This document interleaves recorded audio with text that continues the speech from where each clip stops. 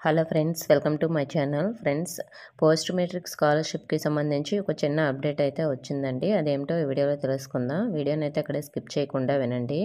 Friends, మనకి fee reimbursement డబ్బులను నేరుగా కళాశాలలకే చెల్లించే విధానాన్ని అమలు చేసేందుకు అవసరమైన విధి విధానాలను రూపొందించాలని అధికారులను విద్యాశాఖ మంత్రి నారా లోకేష్ అయితే ఆదేశించారని మనకి ఈరోజు న్యూస్ ఆర్టికల్ అయితే వచ్చిందండి. విద్యా దీవెన, వస్తీ దీవెన స్థానంలో పాత ఫీజు రియంబర్స్మెంట్ విధానం అమలుకు విధి విధానాలు రూపొందించాలని సూచించారు.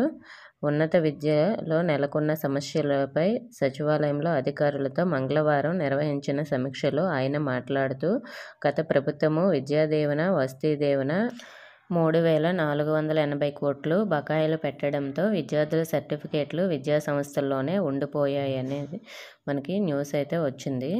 అంటే మనకి విద్యా దీవెన, వస్తీ దీవెన పథకాలు ఇక నుంచి ఫీజు రియంబర్స్మెంట్ విధానం అమలుకు విధి విధానాలు రూపొందించాలి అన్నారు. అంటే కళాశాలల ఖాతాలకే ఫీజు రియంబర్స్మెంట్ నిధులు అని అయితే మనకి ఈరోజు న్యూస్లో వచ్చింది. అంటే మరి ఇంతవరకు కాలేజ్లో కొంతమంది అమౌంట్ అయితే పే చేసేసారు. వాళ్ళ సంగతి ఏమిటనేది ఇక్కడ ఇవ్వలేదండి. దీని గురించి ఎలాంటి ఇన్ఫర్మేషన్ వచ్చినా నేను మీకు వెంటనే వీడియో అయితే చేస్తాను.